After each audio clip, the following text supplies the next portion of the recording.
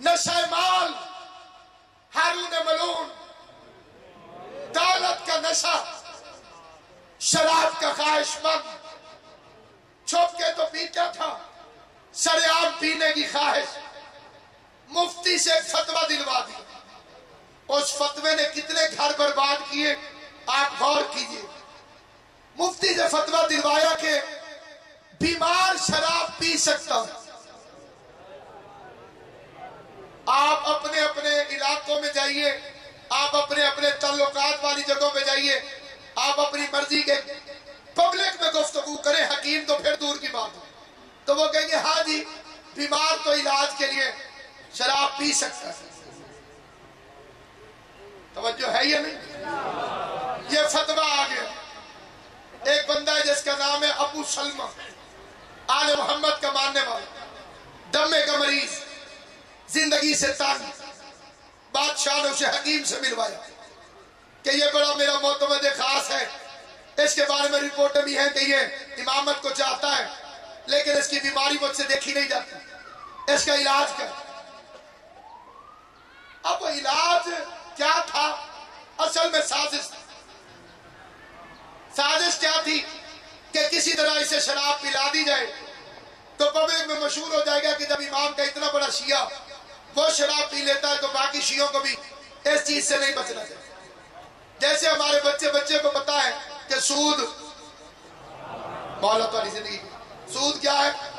حرام، لیکن یہ جو انٹرنیشنل سود کے سوداگر، انہیں کہے مسلمان تو سود سے بڑی نفرت کرتے ہیں، انہیں کس طرح پھنسائیں؟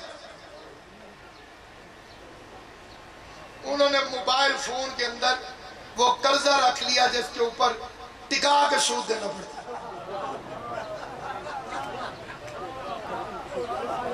وہی بندے نہیں بولے جو ایڈوانس لیتے ہیں اکثر، اس پہ سود دیتے ہو یا نہیں دیتے؟ یعنی کسی نہ کسی طریقے سے پھنس گئے، گھر آ کے پیشکش کرتے ہیں یہ چیز لے لیں، یہ چیز لے لیں، یہ چیز لے لیں۔ کچھ شریف علماء بھی انہیں مل گئے، انہوں نے یہ سود نہیں یہ پرافٹ ہے۔ کوئی بدلتے نہیں، قرآن کو بدل دیتے۔ معروف کرخی میرے ساتھ میں امام کا مرید ہے، ایک جگہ دعوت میں بیٹھا تھا، لوگ کھانا کھا رہے تھے، کھانا کھا کے کچھ بندے باہر نکلے، ڈرے ہوئے بھاگ کے واپس آ گئے۔ انہوں نے کیوں واپس آ گئے؟ رستے میں شیر بیٹھا۔ معروف کرخی اٹھا، اس نے شیر کو کان سے پکڑا، گھسیٹتا ہوا جنگل میں چھوڑا۔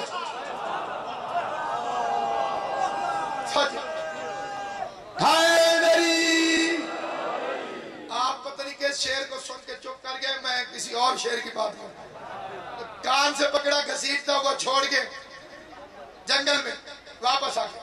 بے غیرت مزاج لوگوں نے اسے دیکھا، کہا کہ اچھا تو نے بھی موسیٰ ابن جعفر سے جادو سیکھ لیا، تجھے بھی ہاشمیوں نے جادو سکھا دیا۔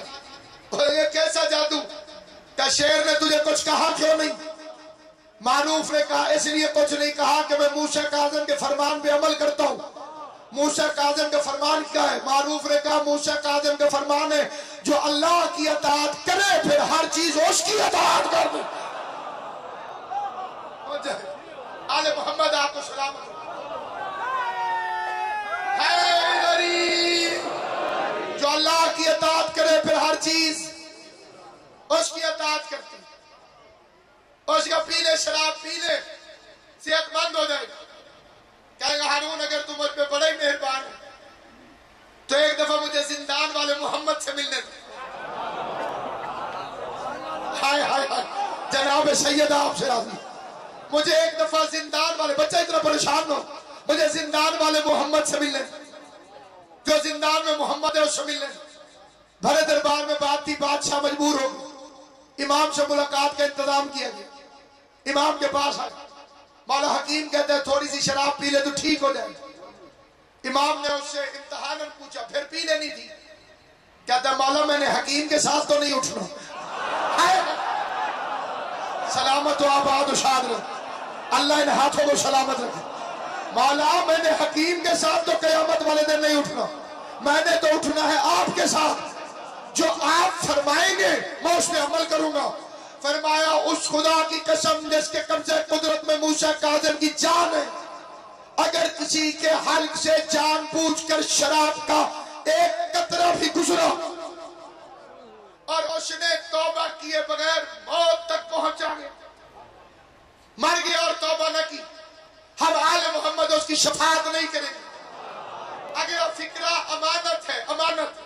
سادات عظام تشریف فرمائیں، موانی آل حیدر کرار، علی سے محبت کرنے والے، علامہ صاحب کی آپ کی سب پرستی میں حضرت کے جنازے کے قریب مولا کا فرمان پڑھنے لگا، امانتاً، پریشان امانتاً پریشان کرتے ہوئے ساری زندگی اس فرمان کو اپنے دل کے اندر محفوظ رکھنا، اور علی کا شیعہ وہ جو ان کے فرامین کو زندہ کرے، جو اٹھتے بیٹھتے انہی کی باتیں کرے، سکول میں ہو، کالج میں ہو، آفس میں ہو، کام پہ ہو، اپنے امام کا فرمان سنانا۔